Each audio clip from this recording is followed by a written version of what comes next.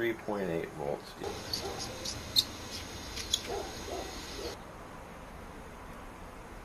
Okay, that's not too bad. It's in the middle of the red, a little bit less than the middle of the red.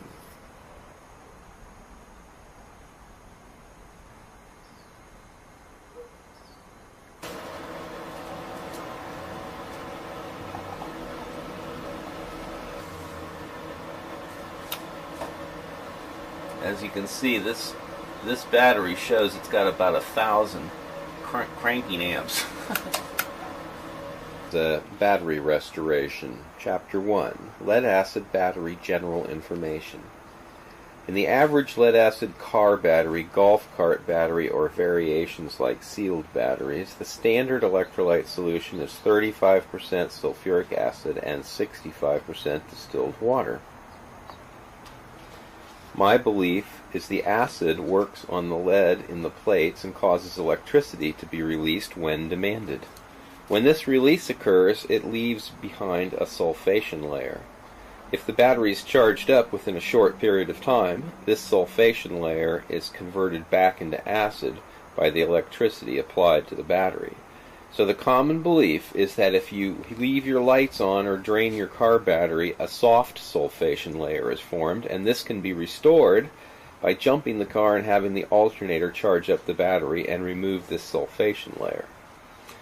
But if you leave the battery dead and discharged for a long period of time, like weeks or months, then a hard sulfation layer will form, and it is impossible to remove it by charging.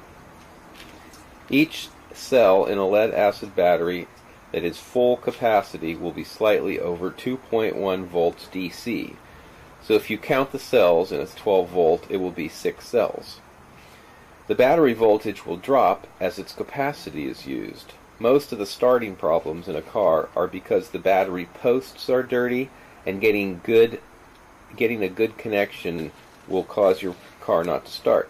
If the battery electrolyte or water is lower than the top of the plates, which is usually caused by your alternator putting out too much voltage and boiling off the water, it also won't start. A battery post cleaning brush will need to be used on most cars at least once a year to clean the post back down to a clean lead finish, like this. Okay, I don't have much hope for this battery. Let's measure the voltage first, and we're measuring the voltages 210, 2.1, right? Electrolyte's fairly clear, and it's not, the bulb isn't coming off the bottom.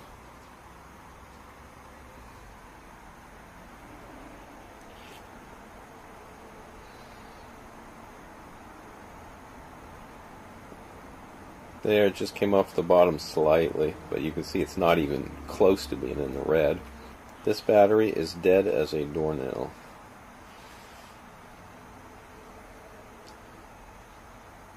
The electrolyte looks a little muddy here. Chapter 2, Battery Assessment and Testing. The first thing to do when testing a battery is to have a good voltmeter and hydrometer. The multimeters can be had for around $20 or a little more at Home Depot, or $6 at Harbor Freight, and will be very helpful when diagnosing electrical problems in cars and with alternating current in homes. The hydrometers are less than $10. The one you're looking at costs $6 at the auto parts place. A battery can have the full 12.8 volts but have a low hydrometer reading indicating no actual capacity. Although if it won't start the car, you can tell it doesn't have the required capacity also. For restoration projects, it helps to be able to monitor the progress with a hydrometer and multimeter.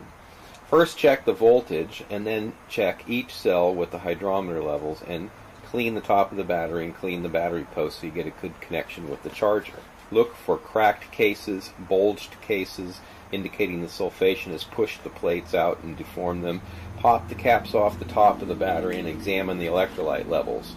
If the water is low, add distilled to at least a 1/4 inch above the lead plates. Voltmeter's running at 17.32 volts. Put it on the 40 amp boost rate, which is why it's so high. and it's only running in about 4 amps at this point.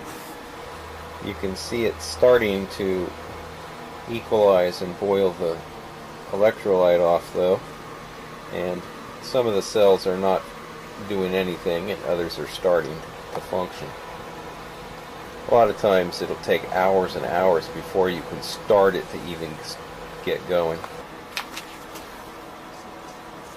We're going to call it number 6. Chapter 3, Battery Restoration. A car alternator cannot restore a battery to full capacity because it cannot reverse sulfation, as its maximum voltage is usually 13.5 to 14.5 volts, and it's not enough to get to a state of equalization, which is around 16 volts on a 12-volt battery. Charging a battery up will not restore its capacity unless it includes an equalization charging. So a trickle charger, a 2-amp charger, or any charger that will not get the battery to 16 volts after extensive charging will have little effect on a hard sulfation, and as such will not restore the battery's capacity. There are 3 ways to remove the sulfation from my research, and they are as follows. 1. Battery equalization. This technique has been used by off-grid solar system owners for a long time to preserve the life of their expensive lead-acid batteries, some of which cost in excess of $3,000. I mean, for the whole battery bank it would be $3,000. If you had 12 batteries and they were $350 a piece, you'd be spending a lot of money on batteries. And considering their average life is 5 years, you do everything you can not to spend the money every 5 years. The charger or solar panels are applied to the battery to get it to the required voltage to start to see the cells gassing and boiling, which will be above 15 volts on a 12-volt battery. Of course, high voltages will push electricity into a lower voltage battery, and sometimes high currents will also be pushed in. This causes heat, and heat must be avoided. If the battery gets warm, that is fine, but stop charging and let it cool down if it gets hot, as if it gets too hot it can destroy the battery. The equalization will eventually get to the point where the voltage is high, but amperage is very low, like less than 2 amps, and almost no heat is produced. This process may be continued for many hours to get the best results. 2. The battery can have chemical additives like the old VX6 or the modern Charge It or battery equalizer, which are products that have aluminum sulfate or cadmium sulfate in them to cause the sulfation to be removed. I've used alum or aluminum sulfate. The last system for desulfation is using a high-frequency stimulator to remove sulfation from the batteries. Here you can see the infinitum that I have. It's got a red LED light on it, and when the battery voltage gets up above 12, then it turns to green, as you can see. I've had a couple of the $35 desulfonators using high frequency, and my impression is that they have little effect. Others have had good success with them. Initially, if the battery is completely dead and has sat for a long time, I would use a high amperage voltage charge to start it going, and it may take hours to get going. Any reading on the charger showing some amperage is being delivered to the battery is where it's going to be starting to charge. And you can see in this particular case, the charger has started to get up to 10 amps.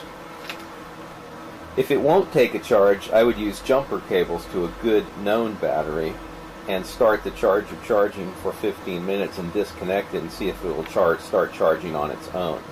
Some chargers won't charge a battery it can't see, and often it can't see a battery with less than 4 volts.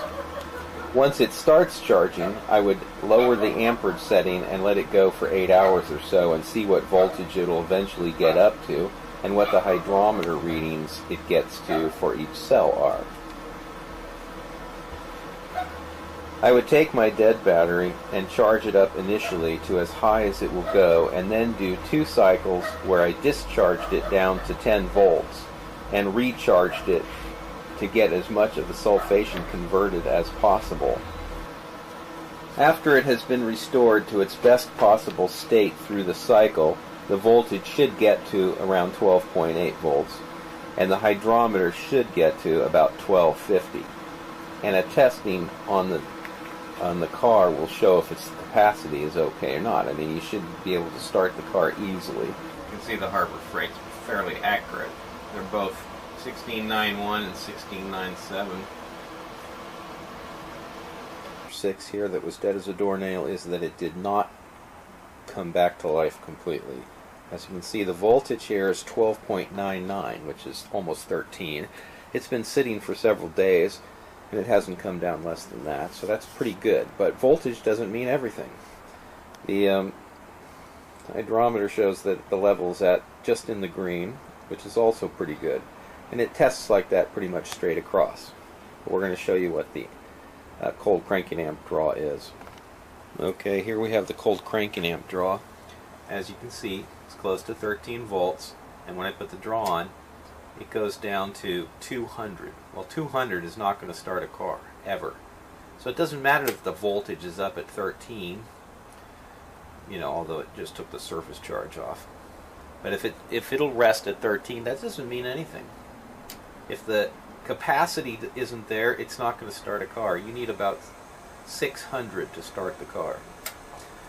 So this battery is not coming back. It's come back remarkably, considering it had nothing to start with and it sat for years. It has come back remarkably in that regard, but it did not come back enough to be serviceable as a battery. Battery here was from 04, August of 2004. We're going to load test it, sitting in the pile for a bunch of years. It's running at 12 point, looks like 3 volts, 4 volts, and when I put the tester on it, it's over 600 cold crank amps.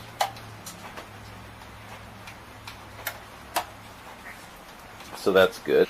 This is from 04, this battery here. It's currently at about 12.8. We're going to hit the load tester. You can see that it's running about 800. It's taking some of the surface charge and keeping it on dropping, but it's sticking at about above 600. So that battery's good. So in the last battery in the line there, this one here is from 2000, I think.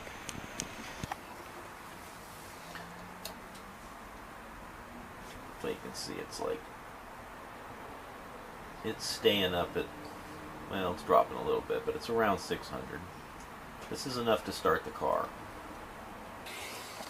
Okay, and the interstate on the end, number 4 there. I'll load test it. It's dropping, it's just taking some of the surface charge off. But you see it has settled out, and it is still staying at about 900 cold cranking amps. So plenty of juice in that battery. All 4 of these batteries were restored from a junk pile where they'd been sitting for 3 to 5 years, and they're all around 2000, 2002, 2004. They're old batteries that started out life at like 3 or 4 volts, and anywhere from no hydrometer reading to low in the red. And they've all been restored to a battery that will crank a car from using equalization and sometimes Epsom salt and sometimes aluminum sulfate. So it's not impossible to take a battery that has a hard sulfation on it and have it come back to life. Those batteries did not revive.